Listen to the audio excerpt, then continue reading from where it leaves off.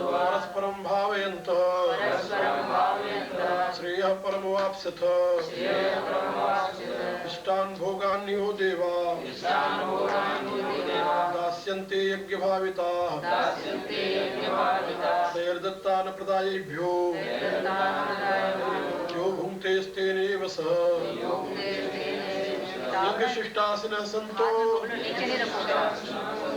मुच्यन्ते सर्वकलविषयैः भुञ्जते ते तुघं पापा ये पचन्त्यात्मकारणात् कर्म अन्नाद् भवन्ति भूतानि पर्जन्यादन्न संभवः यज्ञाद् भवति पर्जन्यो यज्ञः कर्म समुद्भवः कर्म ब्रह्मोद्भवं विद्धि ब्रह्माक्षर समुद्भवं तस्मात् सर्वगतं ब्रह्म नित्यं यज्ञे प्रतिष्ठितम् एवं प्रवर्तितं यज्ञं नानुवर्तयति ह्यः अघायुरिन्द्रियारामो मोघं पार्थ सजीवति यस्त्वात्मरतिरेव स्यात् आत्मतृप्तस्य मानवा आत्मन्नेव च सन्तुष्टः तस्य कार्यं न विद्यते नैव तस्य कृते नार्थो न कृते नेह कश्चन न चास्य सर्वभूतेषु कश्चिदर्थ विपाश्रयः तस्मात् सततं कार्यं कर्म समाचर असक्तो ह्याचरन् कर्म परमाप्नोति पुरुषः कर्मणैव संसिद्धि मास्तिता जनकादयः लोकसंग्रहमेवापि सम्पश्यन् कर्तुमर्हसि यद्यदाचरति श्रेष्ठः तत्तदेवेतरो जनः स यत्प्रमाणं कुरुते लोकस्तदनुवर्तते न मे पार्थास्ति कर्तव्यम् त्रिषु लोकेषु किञ्चन नानुवाप्तो मवाप्तव्यम् वर्त एव च कर्मणि यदि अहं न वर्तेयम् जातु कर्मेण तन्द्रितः मम वर्तमान वर्तन्ते मनुष्याः पार्थ सर्वशः उसी देव में लोका न कुर्यां कर्म चेदहम् शंकरस्य च कर्तास्य उपन्यामि मा प्रजा सक्ता कर्मेण विद्वांसो यथा कुर्वन्ति भारत कुर्यात् विद्वांस तथा सक्त चिकित्सु लोक संग्रहम् न बुद्धिभेदं जने यज्ञाना अज्ञानां कर्म संगिनां योषयेत् सर्वकर्माणि विद्वान् युक्तः समाचरन् प्रकृतिः क्रियमाणानि गुणैः कर्माणि सर्वशः अहंकार विमूढ़ात्मा कर्ताहमिति मन्यते तत्त्ववित्तु महाबाहो गुणकर्म विभागयो गुणागुणेषु वर्तन्त इति मत्वा न सज्जते प्रकृते गुणकर्म सम्मूढ़ा सज्जन्ते गुणकर्मसु दान कृष्ण विदो मंदान कृष्ण विन्न विचालयेत मयि सर्वाणि कर्माणि सन्न्यस्याध्यात्म चेतसा निराशीर्निर्ममो भूत्वा युद्धस्व विगतज्वरः ते मे मतमिदं नित्य मनुते अनुतिष्ठन्ति मानवा श्रद्धावन्तो न सूयन्तो उच्यन्ते ते कर्मभिः ये त्वेतदभ्यसूयन्तो अनुतिष्ठन्ति मे मतम् सर्वज्ञान विमूढास्तान् विद्धि नष्टान् चेतसः सदृशं चेष्टते स्वस्याः प्रकृतेर्ज्ञानवानपि प्रकृतिं यान्ति भूतानि निग्रह किं करिष्यसि इन्द्रियस्येन्द्रियस्यार्थे रागद्वेषौ व्यवस्थितौ तयोर्न वशमागच्छेत् ह्यस्य परिपन्थिनौ श्रेयांशधर्मो विगुणः परधर्मात् स्वनुष्ठितात् स्वधर्मे निधनं श्रेयः परधर्मो भयावहः अथ के अर्जुनोवाच न प्रयुक्तोऽयं पापं चरति पुरुषः अनिच्छन्नपि वार्ष्णेय बलादिव नियोजितः श्री भगवानुवाच कामयेष क्रोधेष रजोगुणसमुद्भवः भाषणो महापाप्मा विद्येनमिह वैरिणम् धूमेनाव्रियते वह्निर् यथादर्शो मलेन च यथोल्बेनावृतो गर्भः तथा तेनेदमावृतम् आवृतं ज्ञानमेतेन ज्ञानिनो नित्यवैरिणा कामरूपेण कौन्तेय दुष्पूरेणानलेन च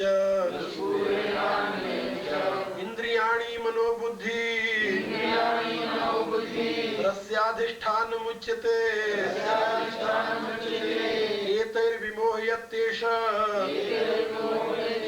ज्ञानमावृत्य देहिनम् तस्मात् त्वम् इन्द्रियाण्यादौ नियम्य भरतर्षभ पाप्मानं प्रजहीहेनम् ज्ञान विज्ञान नाशनम् इंद्रियाणि परायण्याहुः इंद्रियेभ्यः परं मनः मनसस्तु परा बुद्धिर् यो बुद्धेः परसस्तु सः एवं बुद्धेः परं बुद्ध्वा संस्तभ्यात्मानमात्मना जय शत्रुं महाबाहो कामरूपं दुराशदम् ओम तत्सदिति श्रीमद्भगवद्गीता उपनिषत्सु ब्रह्म विद्यायां योगशास्त्रे श्री कृष्णार्जुन संवादे कर्मयोगो नाम तृतीयो अध्यायः श्री कृष्णं वन्दे जगद्गुरुं श्री कृष्णं वन्दे जगद्गुरुं श्री कृष्णं वन्दे जगद्गुरुं श्री कृष्णं वन्दे जगद्गुरुं श्री कृष्णं वन्दे जगद्गुरुं श्री कृष्णं वन्दे जगद्गुरुं श्री कृष्णं वन्दे जगद्गुरुं श्री कृष्णं वन्दे जगद्गुरुं।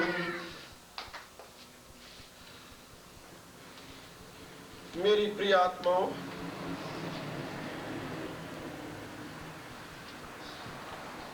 जैसा कि कल आप लोगों को बताया गया था,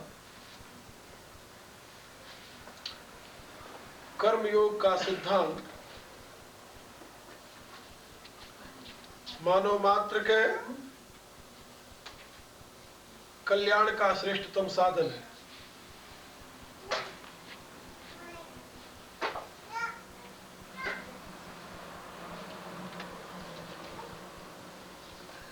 भगवान की दृष्टि में योगी ही सबसे श्रेष्ठ है, ऐसा उन्होंने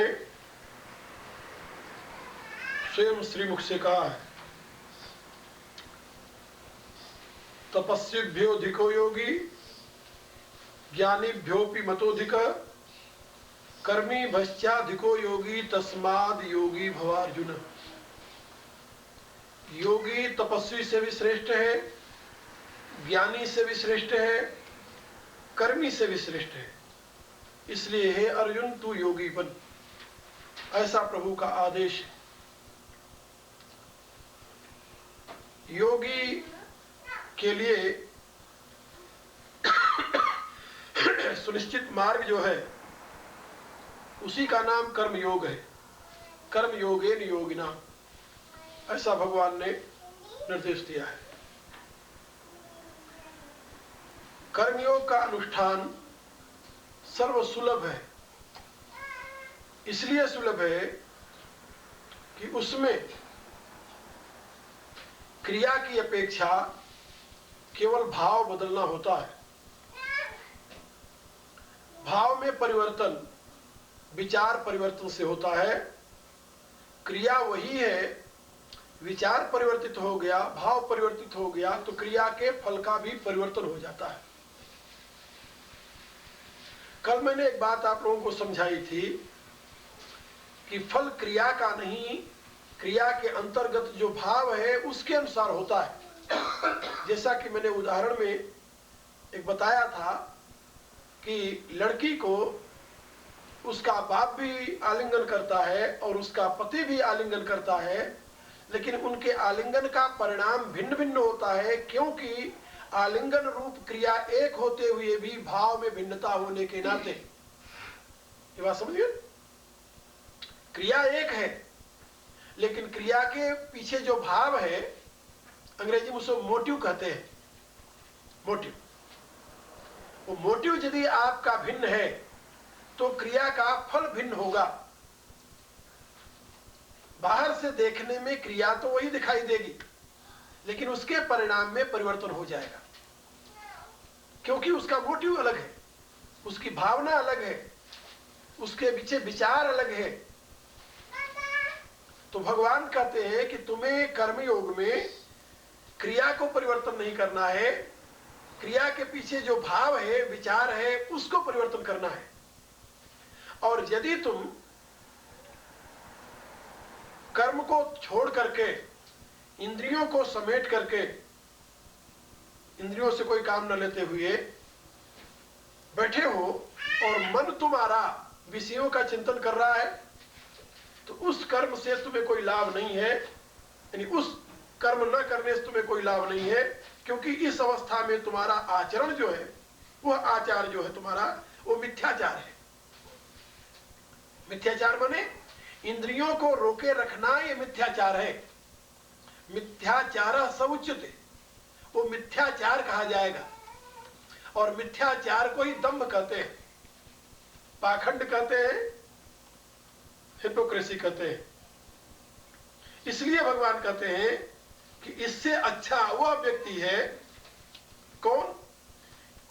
यह तू इंद्रियाणि मनसा नियम्य आरभते अर्जुन। कर्मेंद्रिय है कर्मयोग, कर्मयोगम असक्ता स विशिष्यते। भगवान आगे के श्लोक में इस रहस्य को समझा रहे हैं कि जिन लोगों ने इंद्रियों को रोक रखा है, मन से विषयों का चिंतन करते हैं, उनका आचरण मिथ्या आचरण है। लेकिन यह तू इंद्रियाणि मनसा नियम्य,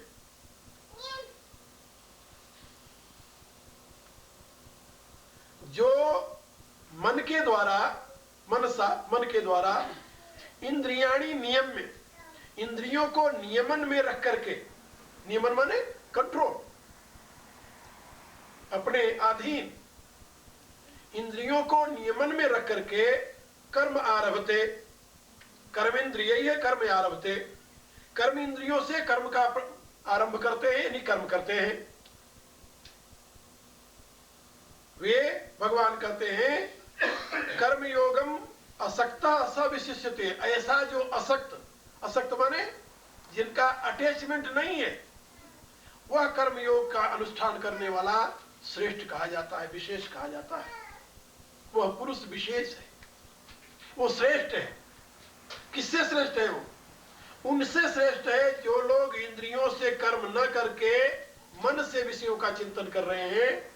उनसे वह व्यक्ति श्रेष्ठ है जो कि कर्म इंद्रियों से तो कर्म का व्यापार कर रहा है, लेकिन इंद्रियाणि मनसा नियम्य, मन के द्वारा अपने इंद्रियों को नियमन में रखे हुए।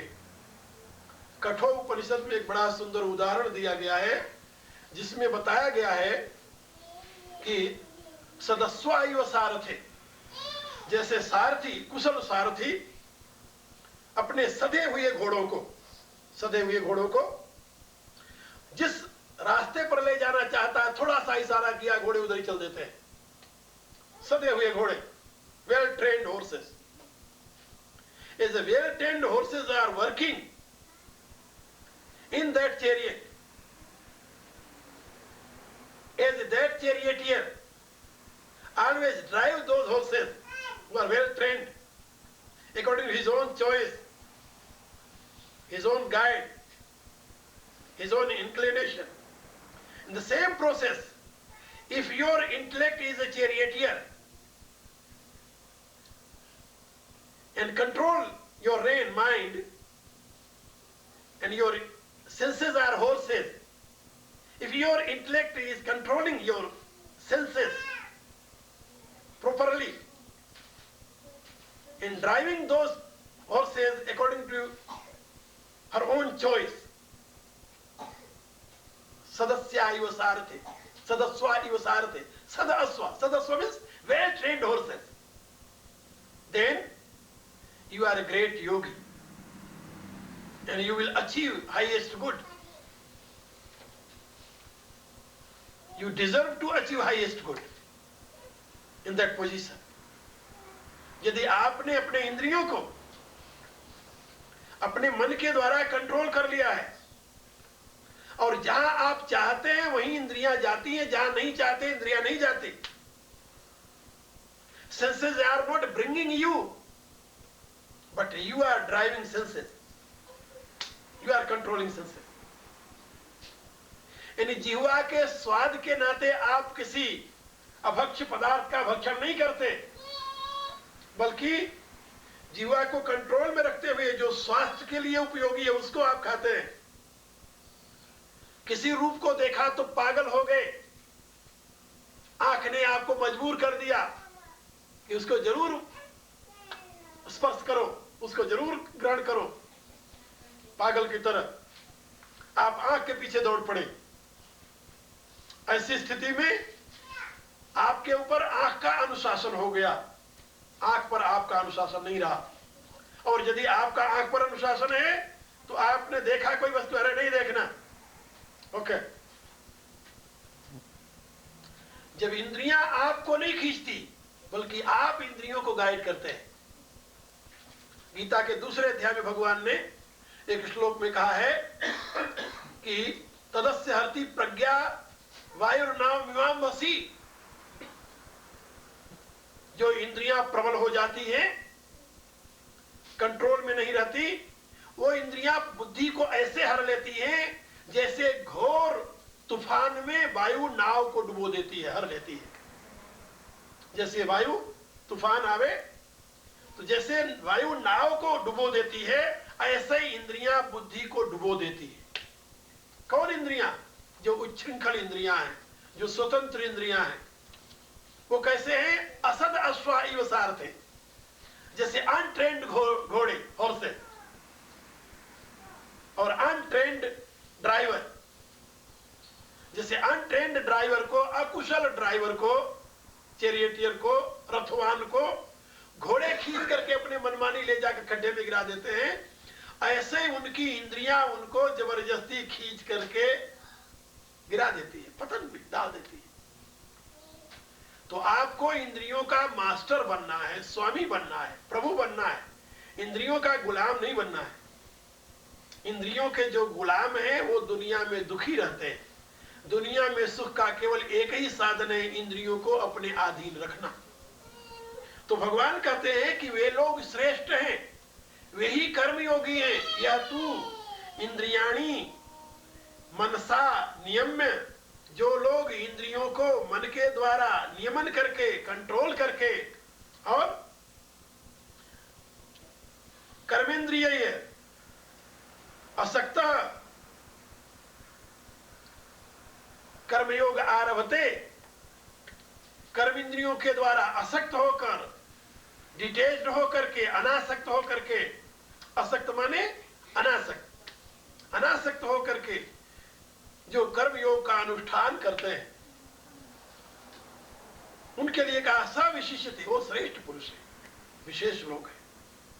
यहां पर 3 बातें भगवान ने बताई, इस श्लोक में 3 बातें कही। एक तो मनसा इंद्रियाणी नियम्य, पहली बात, मन के द्वारा इंद्रियों को नियमन करते हैं। उपनिषद के उस मंत्र में समझाया गया है कि आपकी इंद्रियां घोड़े हैं, आपका मन लगाम है, आपकी बुद्धि सारथी है, आपकी आत्मा रथी है। ये कठोपनिषद का मंत्र है, आत्मानम रथिनम विद्धि शरीरम रथमेव च बुद्धिम तु सारथिम विद्धि मन प्रग्रहमेव च इंद्रियाणी है अन्याहु विषयांस्ते सुगोचर। ये आपका शरीर रथ है, इस रथ को खींचने वाले इंद्रियां घोड़े हैं, मन लगाम है, बुद्धि सारथी है, आपका आत्मा रथी, और परमात्मा इसका लक्ष्य है। आपके आत्मा रूप रथी इस शरीर रूपी रथ पर बैठ करके परमात्मा तक पहुंचना चाहता है। ये इसके जीवन की मंजिल है, और इस मंजिल को दूर करने के लिए बुद्धि रूपी सारथी जो है इस रथ को हाँक रहा है। मन जो है वो लगाम है।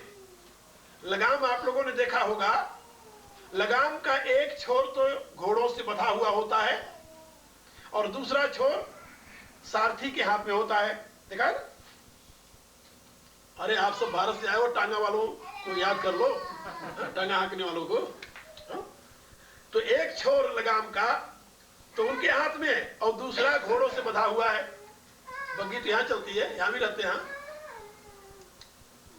तो अब वो जो घोड़ों के साथ लगा हुआ लगाम का हिस्सा है, उसको अंग्रेजी में कहते हैं लोअर माइंड, और जो ड्राइवर के हाथ में लगाम का हिस्सा है उसको कहते हैं हायर माइंड। ये हायर माइंड और लोअर माइंड सुना होगा साइकोलॉजी में, इनका यही पोजीशन है। Lower mind is related with our senses and higher mind is related with our intellect. Okay? And higher mind is nothing but your ego, your I, your ego. Okay? That is called higher mind. Mind is nothing but waves of ego. आपके जो विचारों का प्रवाह है, तो विचार कहां से चलता है? ईगो से। Where there is I, there is thought. Where there is ego, there is thought. Where there is no ego, there is no thought. जहां अहम नहीं है वहां विचार नहीं है। As you can realize in deep sleep, when you reach in deep sleep, there is no I, no ego, there is no thought too. Okay? जब आप गंभीर निद्रा में चले जाते हैं तो वहां आपका अहम नहीं होता, और अहम ना होने के नाते वहां विचार भी नहीं होते। जहां आप जागने से सोकर के जगते हैं, जहां आपका ईगो खड़ा हुआ, तुरंत आपके विचार चलने शुरू हो जाते हैं। ये बात समझिए? तो ईगो जो है, आपका अहम जो है, वो किसमें है? बुद्धि में, बुद्धि के अधीन है। इसीलिए उस ईगो का नाम है विज्ञानमय कोष। उपनिषदों में उसे विज्ञानमय कोष कहा गया, क्योंकि ज्ञान का जागरण वही से होता है। जहां आपकी आई का जागरण हुआ, वही ज्ञान का जागरण हुआ। ज्ञान उसके साथ ही साथ है, वो दोनों दो नहीं है। इसलिए उसका नाम विज्ञानमय कोष है। और विज्ञानमय कोष का दूसरा हिस्सा जो, उसका नाम मनोमय कोष है। मनोमय कोष इंद्रियों के साथ जुड़ा हुआ है, विज्ञानमय कोष जो है वो बुद्धि के साथ जुड़ा हुआ है। आगे ऊपर जो आनंदमय कोष है, जिसको इंटेलिजेंस कॉन्शियसनेस कहते हैं, ये आपके जीवन की एक कहानी है, इसको समझ लो। जब आपका मन इंद्रियों के अधीन हो जाता है, फिर आप इंद्रियों के पीछे दौड़ते हैं। और जब इंद्रियां आपके मन के अधीन होती हैं, वो लोअर माइंड नहीं, हायर माइंड के साथ मन के अधीन होती हैं, जो बुद्धि के हाथ में है, तब जैसे आप चाहते हैं वैसे वैसे आपकी इंद्रियां काम करते हैं। तो भगवान कह रहे हैं, वे लोग जिन्होंने इंद्रियों को अपने अधीन कर रखा है, किससे? मनसा, लगाम के द्वारा। वो सारथी घोड़ों को अपने बस में करेगा किसके द्वारा? लगाम के द्वारा। इसीलिए यहां पर मनसा, मन के द्वारा, लगाम के द्वारा, जिसने इंद्रिय रूप घोड़ों को अपने कब्जे में कर लिया है, अपने अधीन कर लिया है, साध लिया है, और कर्मेंद्रिय ये कर्मयोग, और कर्मेंद्रियों के द्वारा इन घोड़ों को बांध नहीं दिया, घोड़ों को मार नहीं दिया। गीता ये नहीं कहती कि तुम you should kill your senses, ये नहीं कहती। गीता ये भी नहीं कहती you don't feed your senses too, because senses are horses. If you don't feed them, then they will die. They can't drive your chariot. You can't reach up to your destination. So horses must be trained and must be well feeded too. उनको उत्तम आहार भी दो और उनको सादे भी रखो। इसीलिए हमारे यहाँ वैष्णवाचार्यों ने उत्तम आहार, वेल फीडिंग के लिए वैष्णवाचार्यों ने एक रास्ता बनाया। इंद्रियों को वेल ट्रेंड करो, उत्तम रूप से उनको साधो, जिससे कि वो संसार की तरफ न जाए, परमार्थ की तरफ जाए। तो परमार्थ की तरफ ले जाने के लिए उनकी फीडिंग करनी चाहिए कि नहीं? बोले करनी चाहिए, उत्तम रूप से करो, गलीज उनको न दो। नेत्र कहता है सुंदर से सुंदर रूप देखना है, भगवान का एक चित्र उसके सामने ले जाओ, रखो, देवताओं का चित्र दिखाओ, इससे सुंदर कहीं रूप मिलेगा तुम्हें? नहीं मिलेगा। भगवान के स्वरूप से सुंदर और कौन मिलेगा? तो भगवान को सुंदर से सुंदर सजा करके वैष्णवाचार्यों ने मन को देखने के लिए लगाया। ये देखो, कान को मधुर गीत चाहिए ना, मधुर गीत चाहिए, बिल्कुल है, संगीत लो और लेकर भगवान के दिव्य गुणों का गान करो। महात्मा नारद से लेकर के और भक्तिमती मीरा तक, क्या सूरदास, क्या तुलसीदास, क्या बड़े नरसी, क्या नामदेव, क्या तुकाराम, बड़े बड़े संत, सभी भगवान का गुणानुवाद गाते रहे। कान का रस मिलता है कि नहीं? आपका कान संगीते सुनेगा ना, ये धम धूम जरूर सुनना है। जिस इंद्री को जो चाहिए जरूर दो, लेकिन that must be related with God है। That is enough. Then you will do best feeding and your senses will be stronger. जो मन भगवान में लगता है, उस मन में इतनी शक्ति होती है जिसका मुकाबला संसारी मन कभी कर नहीं सकता। ये तब आप जानते हैं ना। इसी रूप से उस नेत्र में वो ज्योति होती है जो भगवान को देखने में लगी रहती है कि दुनिया के लोग उसके सामने आंख नहीं लड़ा सकते, आंख नहीं मिला सकते। हर एक इंद्रियां उसकी इतनी प्रबल होती हैं, because they are well feeded horses. और इतनी कुशल होती हैं because they are well trained. जहां उनके सामने कोई गंदी चीज आए तुरंत नहीं नहीं नहीं, बिल्कुल इंद्रियां स्वयं अस्वीकार कर देती हैं। किसी अप्रिय रूप को देखते आंख अपने आप बंद हो जाती, कहना नहीं पड़ता कि तू बंद हो जा, अपने आप बंद हो जाती, नहीं नहीं देखना। बात समझ? ये है वेल ट्रेंड हॉर्सेस की तरह। गीता कहती है कि तुम अपनी इंद्रियों को खत्म मत करो। इंद्रियां मारने के लिए नहीं है, try to moderate, try to control. और ये सबके लिए सुलभ है, किसी के लिए भी कठिन नहीं है, क्योंकि आपके इंद्रियों को विषय मिल रहा है, अच्छा विषय मिल रहा है। भगवान का भोग लगाकर सुंदर से सुंदर पकवान खाने में जो स्वाद है, वो बकरे की मांस पकाकर खाने में आएगा? नहीं आ सकता, यदि बुद्धि ठिकाने है तो। और यदि बुद्धि भ्रष्ट है कमजोर है, फिर तो बात अलग रही, फिर तो पछताए की तरफ आप जाएंगे, दुनिया कोई ताकत रोक ही नहीं सकता आपको।